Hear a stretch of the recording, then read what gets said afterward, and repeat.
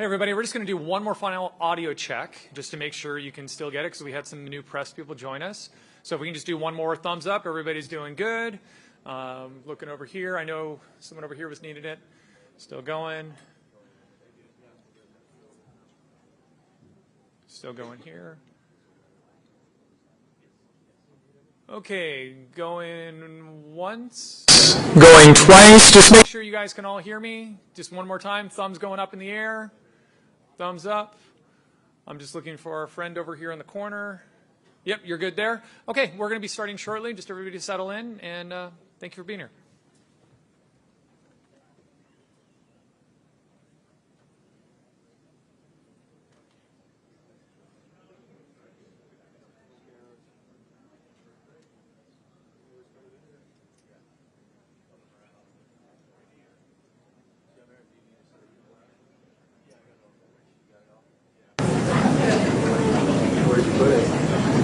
Oh, you're just going on top? Yeah.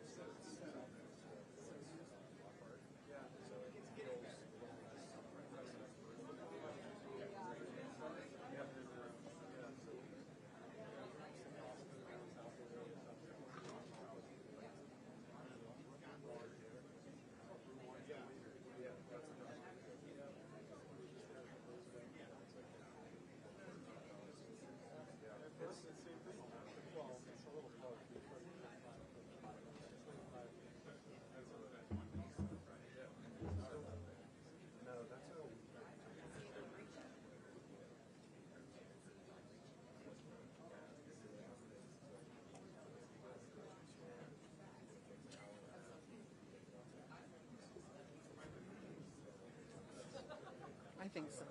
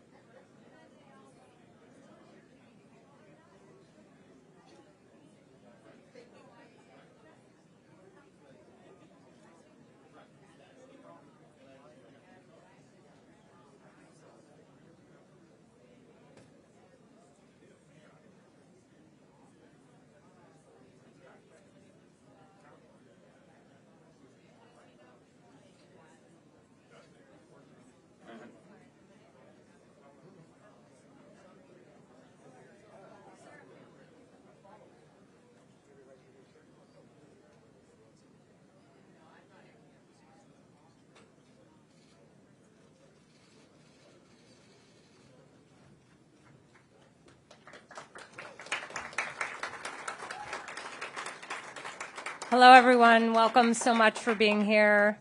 I'd like to introduce everyone to bring on Robert F. Kennedy Jr. I'm sorry to keep everybody waiting. 16 months ago, in April of 2023, I launched my campaign for President of the United States. I began this journey as a Democrat, the party of my father, my uncle, the party which I pledged my own allegiance to long before I was old enough to vote. I attended my first Democratic convention at the age of 6 in 1960.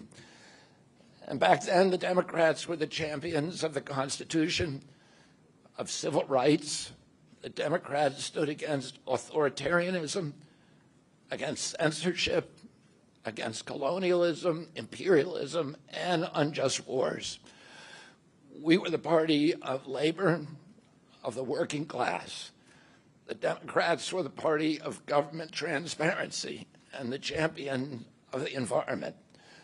Our party was the bulwark against big money interests and corporate power. True to its name, it was the party of democracy. As you know, I left that party in October because it had departed so dramatically from the core values that I grew up with.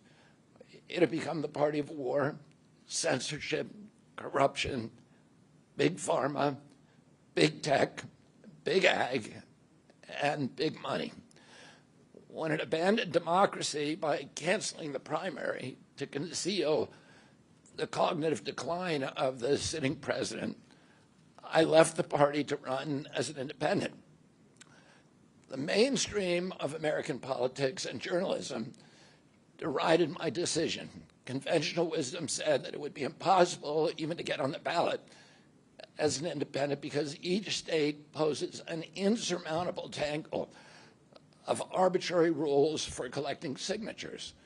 I would need over 1 million signatures, something no presidential candidate in history had ever achieved.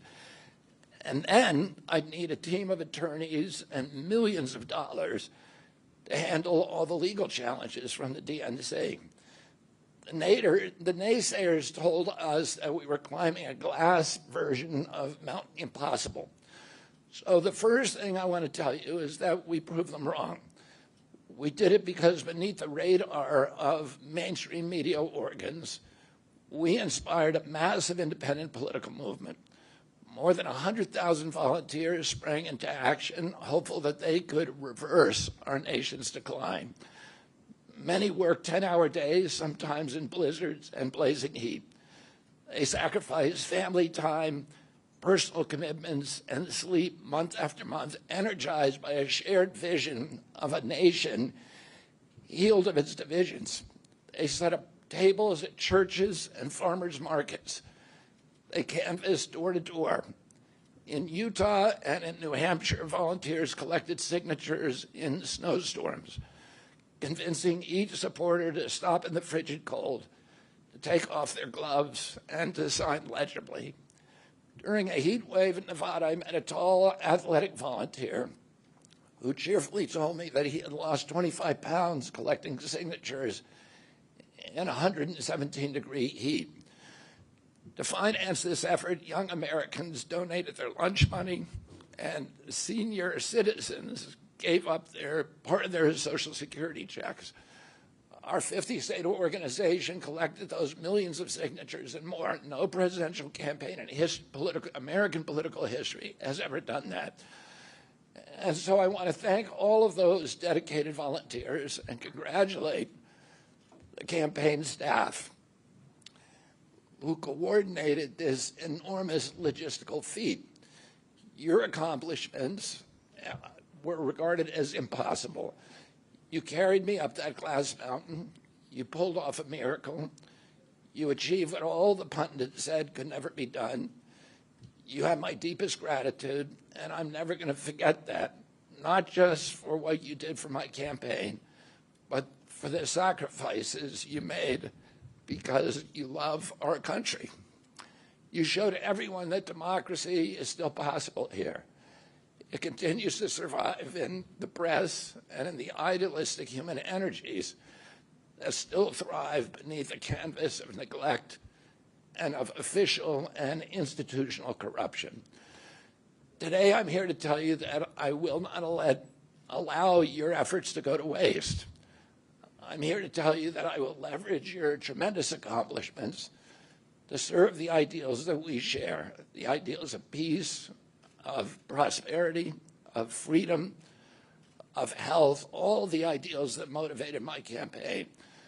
I'm here today to describe the path forward that you've opened with your commitment and with your hard labors. Now, in an honest system, I believe that I would have won the election. In a system the kind that my father and my uncles thrived in, a system with open debates, with fair primaries, with regularly scheduled debates, with fair primaries, and with a truly independent media untainted by government propaganda and censorship. In a system of nonpartisan courts and election boards, everything would be different.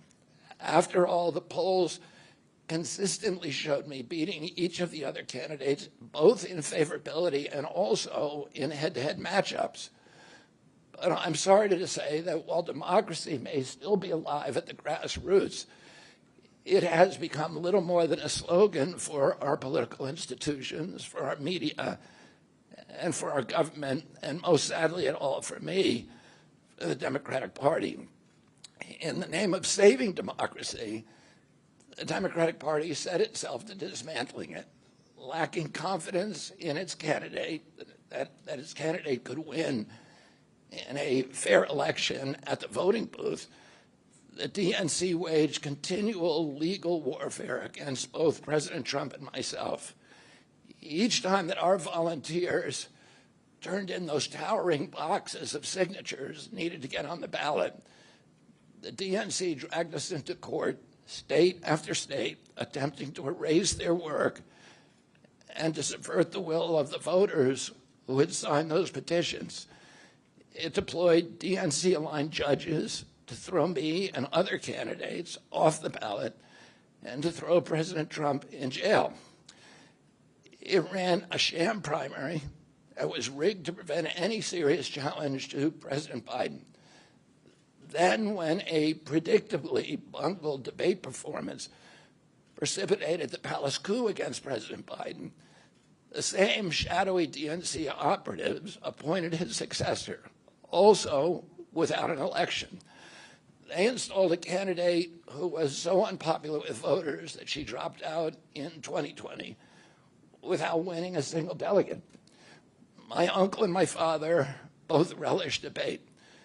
They prided themselves on their capacity to go toe-to-toe with any opponent in the battle over ideas. They would be astonished to learn of a Democratic Party presidential nominee who, like Vice President Harris, has not appeared in a single interview or an unscripted encounter with voters for 35 days. This is profoundly undemocratic. How are people to choose when they don't know whom they are choosing? And how can this look to the rest of the world? My father and my uncle were always conscious of America's image abroad because of our nation's role as the template for democracy, the role model for democratic processes, and the leader of the free world.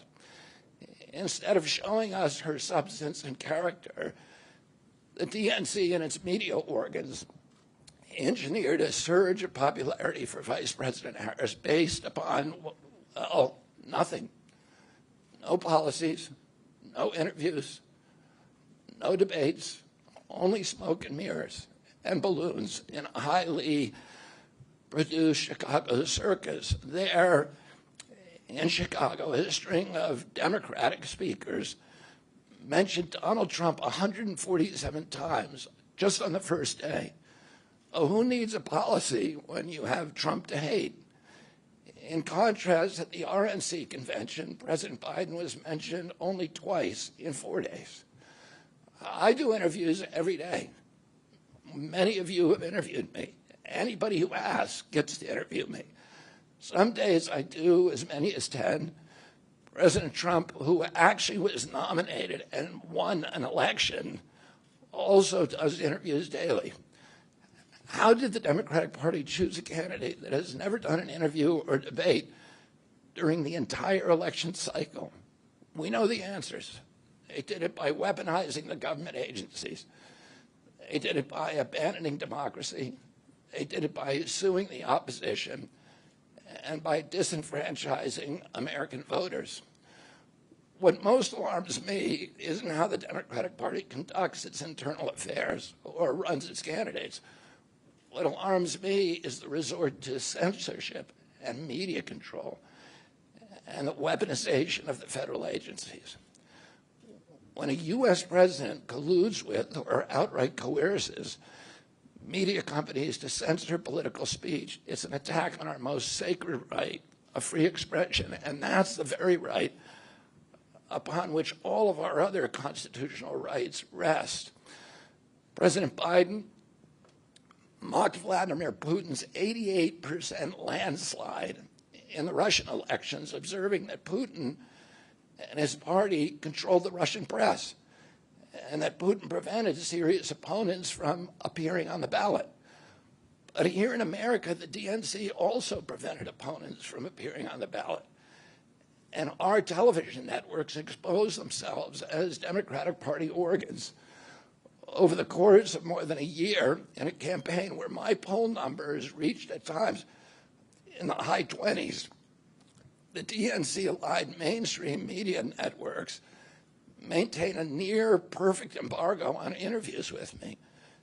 During his 10-month presidential campaign in 1992, Ross Perot gave 34 interviews on mainstream networks. In contrast, during the 16 months since I declared, ABC, NBC, CBS, MSNBC, and CNN combined gave only 2 live interviews from me. Those networks instead ran a continuous deluge of hit pieces with inaccurate, often vile, pejoratives and defamatory smears. Some of those same networks and colluded with the DNC to keep me off the debate stage. Representatives of those networks are in this room right now, and I'll just take a moment to ask you to consider the many ways that your institutions have abdicated this really sacred responsibility, the duty of a free press to safeguard democracy and to challenge always the party in power. Instead of maintaining that posture of fierce skepticism toward authority, your institutions have made themselves government mouthpieces and stenographers for the organs of power. You didn't alone cause the devolution of American democracy, but you could have prevented it. The Democratic Party's censorship of social media was even more of a naked exercise of executive power. This week, a federal judge, Terry Doty, upheld my injunction against President Biden, calling the White House's censorship project, quote, the most egregious violation of the First Amendment in the history of the United States of America.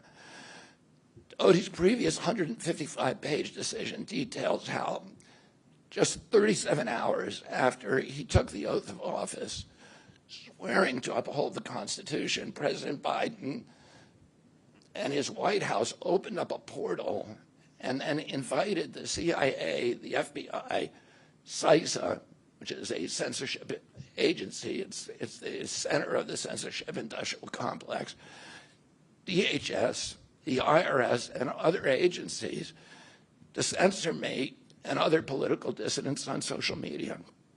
Even today, users who try to post my campaign videos to Facebook or YouTube get messages that this content violates community standards. 2 days after Judge Doty rendered his decision this week, Facebook was still attaching warning labels to an online petition calling on ABC to include me in the upcoming debate. They said that violates community standards, their community standards. The mainstream media was once the guardian of the First Amendment and democratic principles, and has joined this systemic attack on democracy. It also, the media justifies their censorship on the grounds of combating misinformation, but governments and oppressors don't censor lies. They don't fear lies. They fear the truth, and that's what they censor. And I don't want any of this to sound like a personal complaint, because it's not. For me, it's all part of a journey, and it's a journey that I signed up with. But I need to make these observations because I think they're critical for us doing the thing that we need to do as citizens in a democracy to assess where we are in this country and what our democracy still looks like, and the assumptions about U.S. leadership around the globe. And are we living up, are we really still a role model for democracy in this country? Or have we made it, a kind of a joke? And here's the good news. While mainstream outlets denied me a critical platform, they didn't shut down my ideas, which have especially flourished among young voters and independent voters, thanks to the alternative media. Many months ago, I promised the American people that I would withdraw from the race if I became a spoiler. A spoiler is someone who will alter the outcome of the election but has no chance of winning. In my heart, I no longer believe that I have a realistic path to electoral victory in the face of this relentless systematic censorship and media control. So I cannot in good conscience ask my staff and volunteers to keep working their long hours or ask my donors to keep giving when I cannot honestly tell them that I have a real path to the White House. Furthermore, our polling consistently showed that by staying on the ballot in the battleground states, I would likely hand the election over to the Democrats with whom I disagree on the most existential issues: censorship, war, and chronic disease. I want everyone to know that I am not terminating my campaign. I am simply suspending it and not ending it. My name will remain on the ballot in most states. If you live in a blue state, you can vote for me without harming or helping President Trump or Vice President Harris. In red states, the same will apply. I encourage you to vote for me. And if enough of you do vote for me, and neither of the major party candidates win 270 votes, which is quite possible, in fact, today our polling shows them tying at 269 to 269, and I could conceivably still end up in the White House in a contingent election. But in about 10 battleground states where my presence would be a spoiler, I'm going to remove my name, and I've already started that process and urge voters not to vote for me. It's with a sense of victory and not defeat that I'm suspending my campaign activities. Not only did we do the impossible by collecting 1 million signatures, we changed the national political conversation forever. Chronic disease, free speech, government corruption, breaking our addiction to war have moved to the center of politics. I can say to all who have worked so hard for the last year and a half, thank you for a job well done. 3 great causes drove me to enter this race in the first place, primarily. And these are the principal causes that persuaded me to leave the Democratic Party and run as an independent. And now to throw my support to President Trump. The causes were free speech, the war in Ukraine, and the war on our children. I've already described some of my personal experiences and struggles with the government's censorship industrial complex. I want to say a word about the Ukraine war. The military industrial complex has provided us with a familiar comic book justification like they do on every war, that this one is a noble effort to stop a supervillain, Vladimir Putin, from invading the Ukraine and then to thwart his Hitler-like march across Europe. In fact, tiny Ukraine is a proxy in a geopolitical struggle initiated by the ambitions of the U.S. neocons for American global hegemony. I'm not excusing Putin for invading Ukraine. He had other options. But the war is Russia's predictable response to the reckless neocon project of extending NATO to encircle Russia, a hostile act. The credulous media rarely explain to Americans that we unilaterally walked away from 2 intermediate nuclear weapons treaties with Russia and then put nuclear-ready Aegis missile systems in Romania and Poland. This is a hostile act. And that the Biden White House repeatedly spurned Russia's offer to settle this war peacefully. The Ukraine war began in 2014 when U.S. agencies overthrew the democratically elected government of Ukraine and installed a hand-picked pro-Western government that launched a deadly civil war against ethnic Russians in Ukraine. In 2019, America walked away from a peace treaty, the Minsk Agreement, that had been negotiated between Russia and Ukraine by European nations. And then in April of 2022, we wanted the war. In April of 2022, President Biden sent Boris Johnson to Ukraine to force President Zelensky to tear up a peace agreement that he and the Russians had already signed, and the Russians were withdrawing troops from Kiev and Donbass and Lugansk. And that peace agreement would have brought peace to the region and would have allowed Donbass and Lugansk to remain part of Ukraine. President Biden stated that month that his objective in the war was regime change in Russia. His Defense Secretary, Lloyd Austin, simultaneously explained that America's purpose in the war was to exhaust the Russian army, to degrade its capacity to fight anywhere else in the world. These objectives, of course, have nothing to do with what they were telling Americans about protecting Ukraine's sovereignty.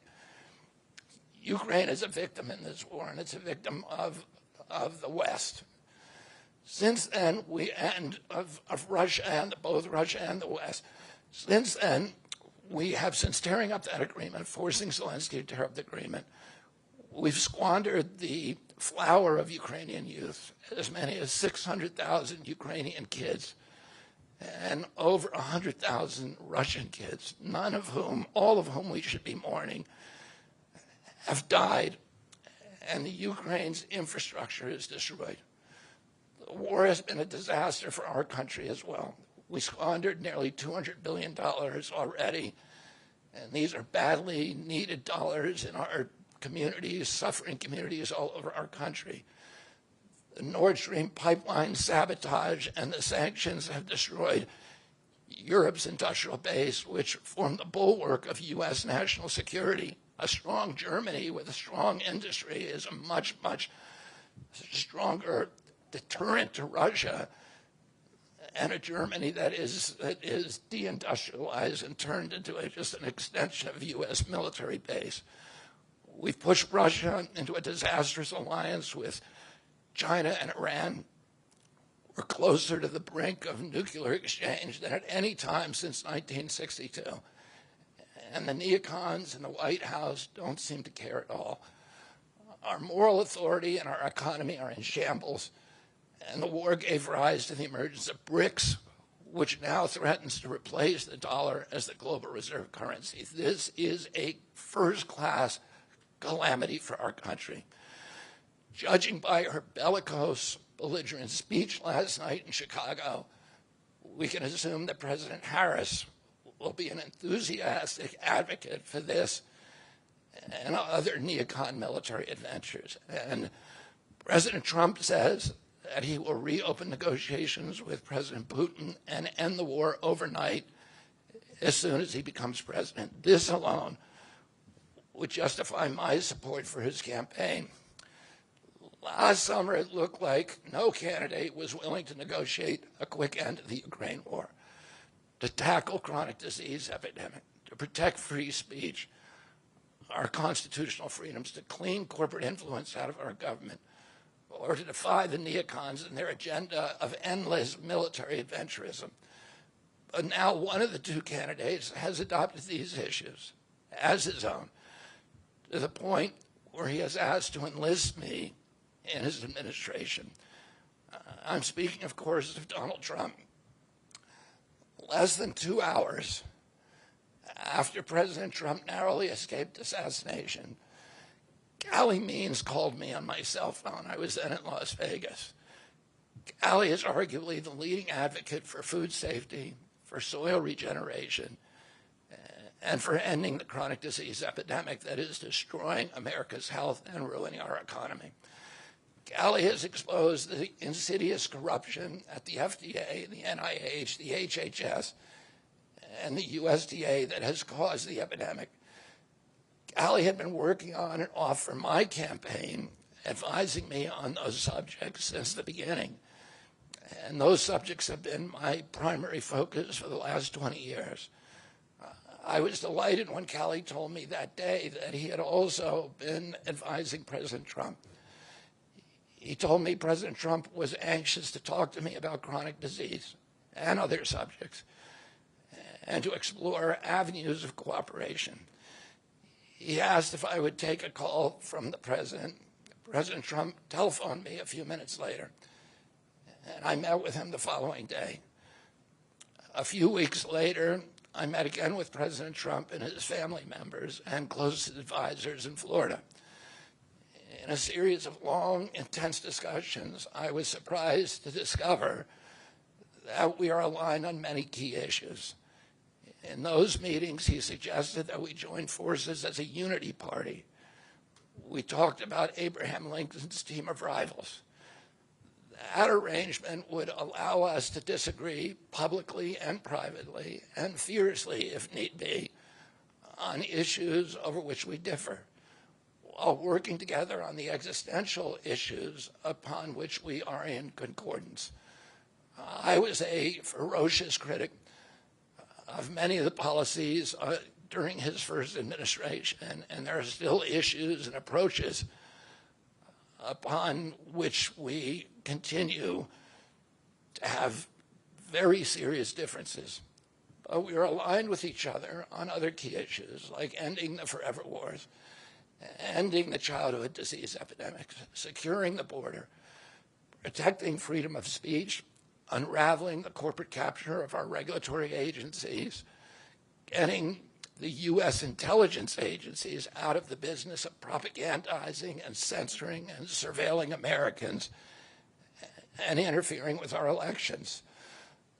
Following my first discussion with President Trump, I tried unsuccessfully to open similar discussions with Vice President Harris. Vice President Harris declined to meet or even to speak with me.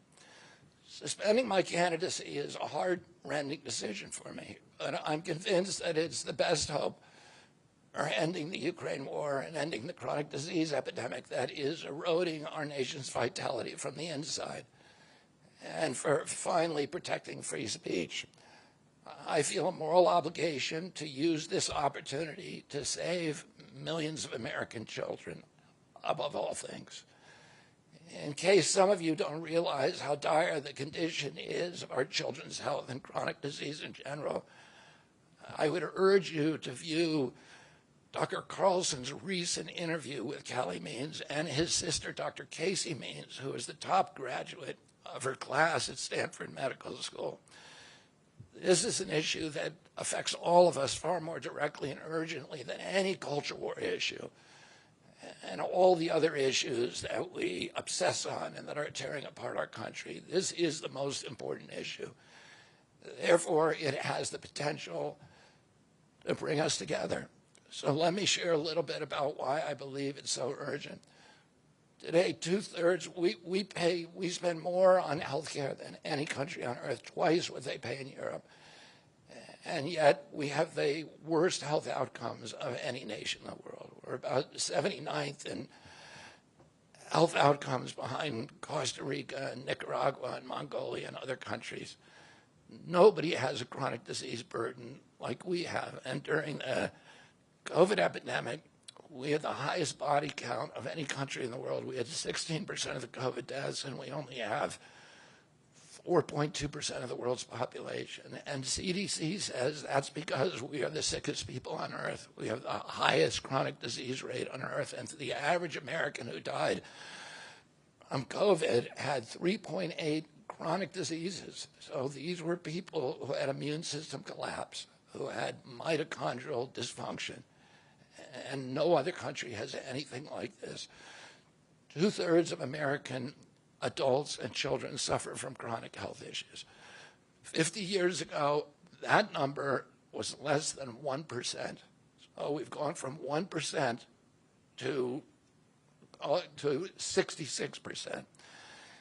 In America, 74% of Americans are now overweight or obese, and 50% of our children. 120 years ago, when somebody was obese, they were sent to the circus. There were case reports done about them. Obesity was almost unknown. In Japan, the childhood obesity rate is 3% compared to 50% here. Half of Americans have prediabetes or type 2 diabetes. When my uncle was president, I was a boy. Juvenile diabetes was effectively non-existent. A typical pediatrician would see one case of diabetes during his entire career, a 40 or 50-year career. Today, 1 out of every 3 kids who walks through his office door is diabetic or pre-diabetic. And the mitochondrial disorder that caused diabetes also causing Alzheimer's, which is now classified as diabetes. And it's costing this country more than our military budget every year. There's been an explosion of neurological illnesses that I never saw as a kid: ADD, ADHD, speech delay, language delay, Tourette syndrome, narcolepsy, ASD, Asperger's, autism. In the year 2000, the autism rate was 1 in 1,500. Now autism rates in kids are 1 in 36, according to CDC nationally. Nobody's talking about this. 1 in every 22 kids in California has autism. And this is a crisis that 77% of our kids are too disabled to serve in the United States military. What is happening to our country? And why isn't this in the headlines every single day? There's nobody else in the world that is experiencing this. This is only happening in America. About 18%, and by the way, there has been no change in diagnosis, which the industry sometimes like to say. There has been no change in screening. This is a change in incidence. In my generation, 70-year-old men, the autism rates are about 1 in 10,000. In my kids' generation, 1 in 34. I'll repeat, in California, 1 in 22. Why are we letting this happen?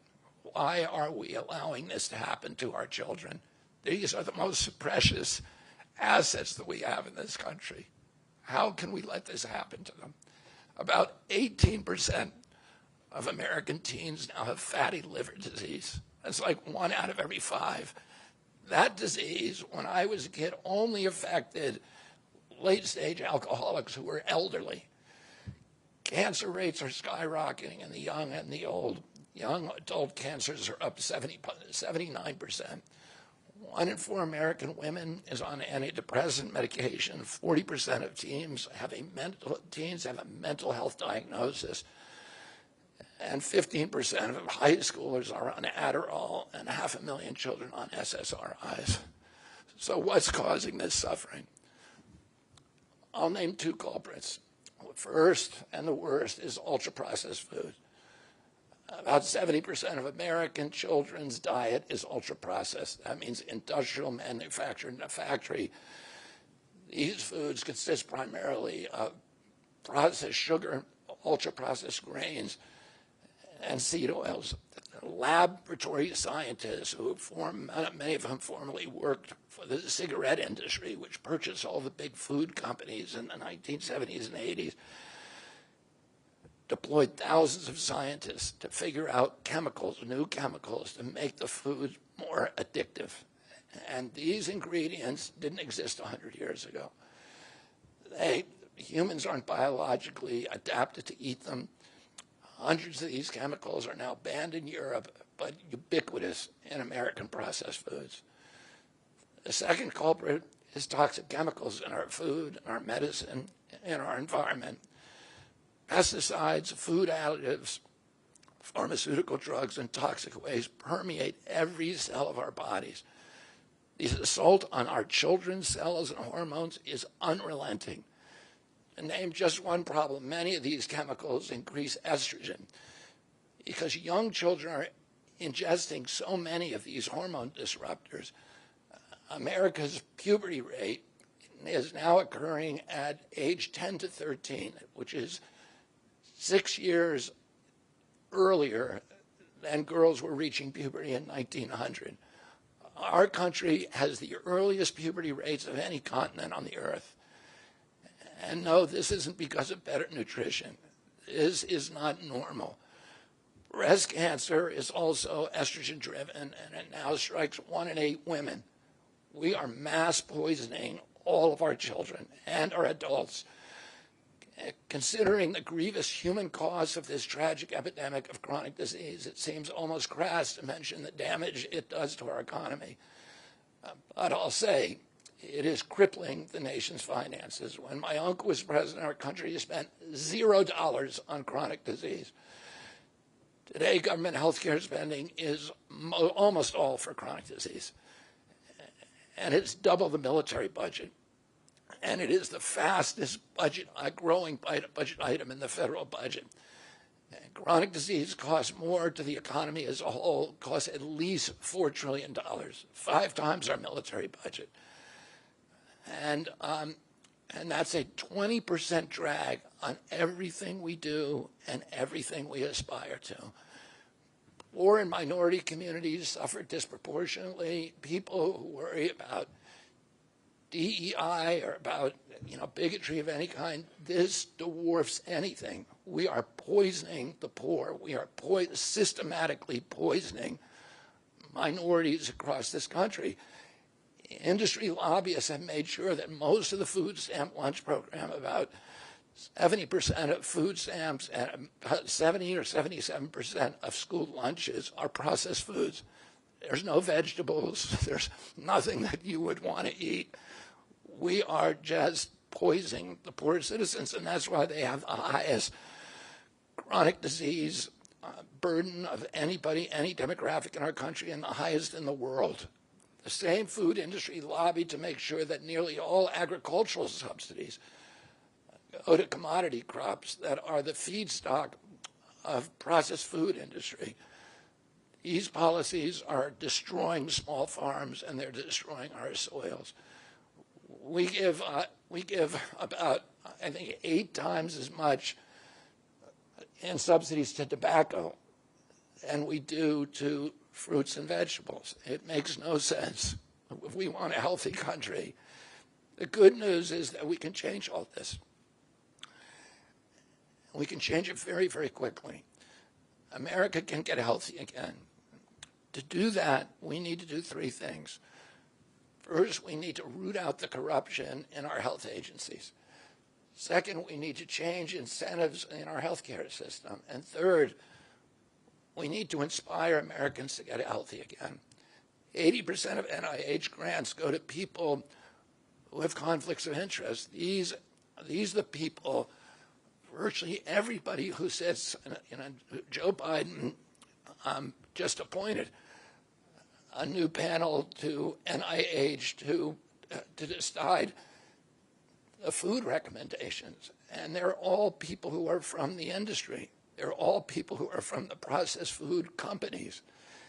They're deciding what Americans, here is healthy. And the recommendations on the food pyramid and what goes to our school lunch programs, what go to the program, the Swiss program, the food stamp programs, they're all corrupted and conflicted individuals. These agencies, the FDA, USDA, and CDC, all of them are controlled by giant for-profit corporations. 75% of the FDA's funding doesn't come from taxpayer, it comes from pharma.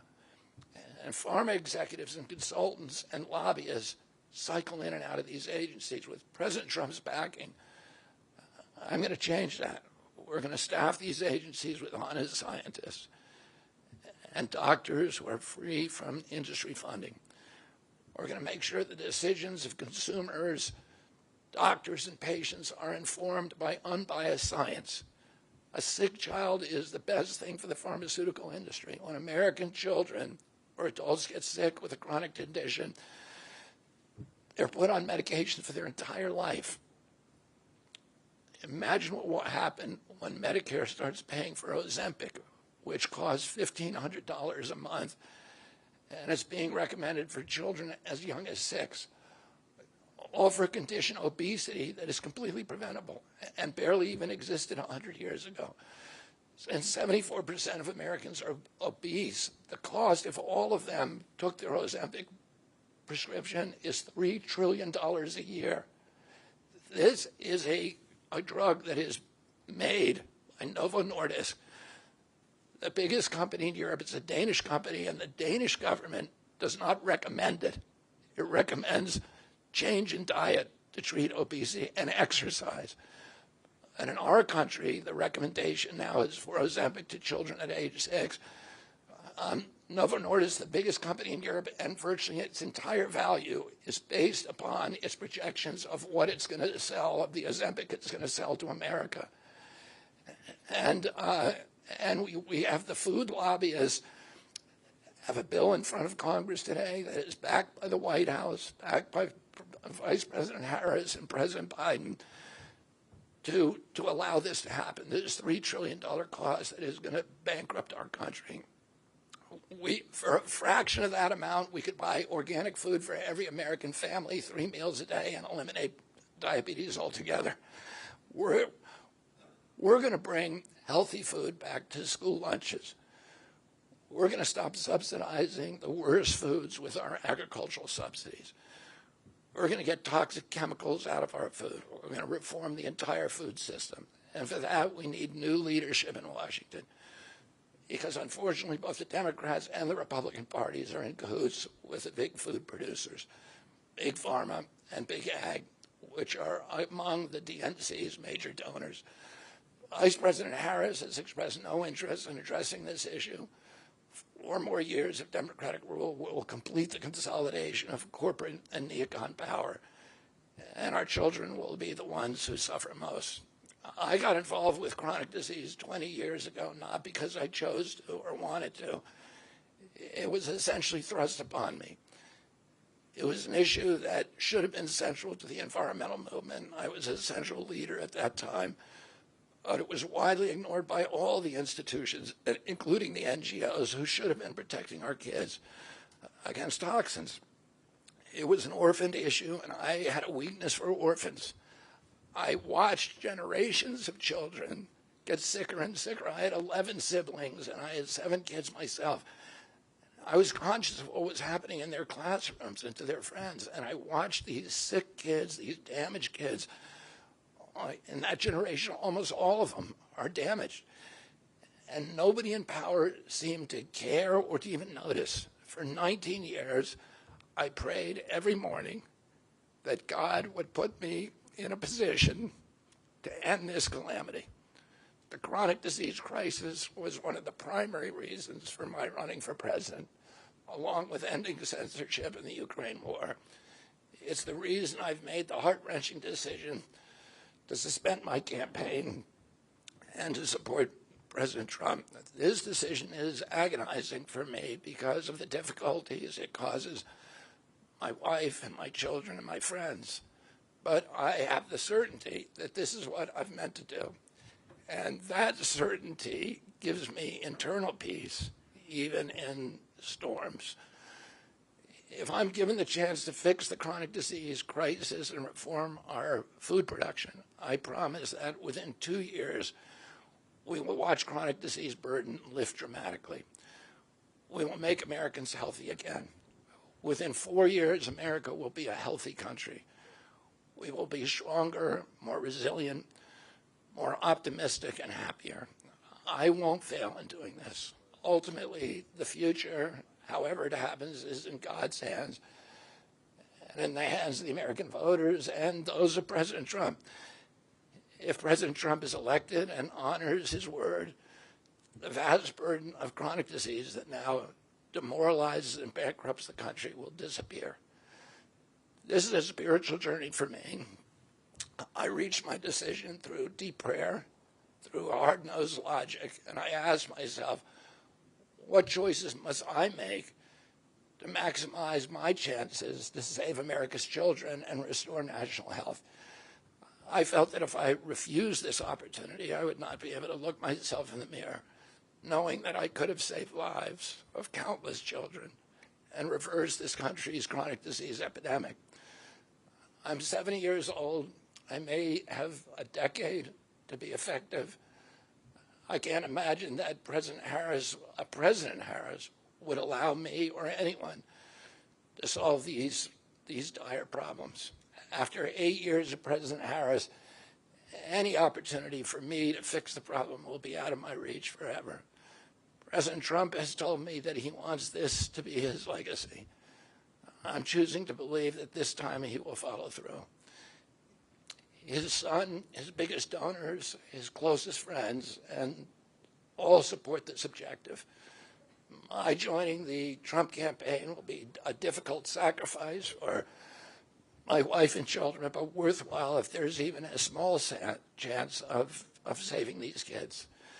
Ultimately, the only thing that will save our country and our children is if we choose to love our kids more than we hate each other. That's why I launched my campaign to unify America.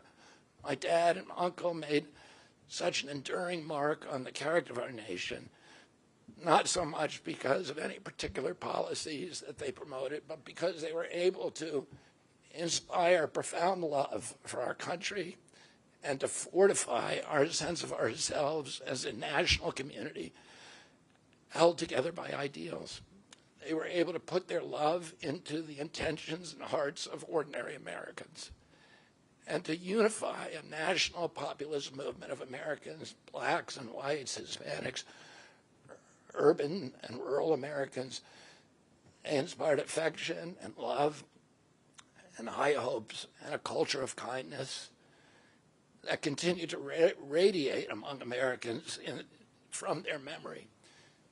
That's the spirit on which I ran my campaign and that I intend to bring into the campaign of President Trump. Instead of vitriol and polarization, I will appeal to the values that unite us, the goals that we could achieve if only we weren't at each other's throats. The most unifying theme for all Americans is that we all love our children. If we all unite around that issue now, we can finally give them the protection, the health, and the future that they deserve. Thank you all very much.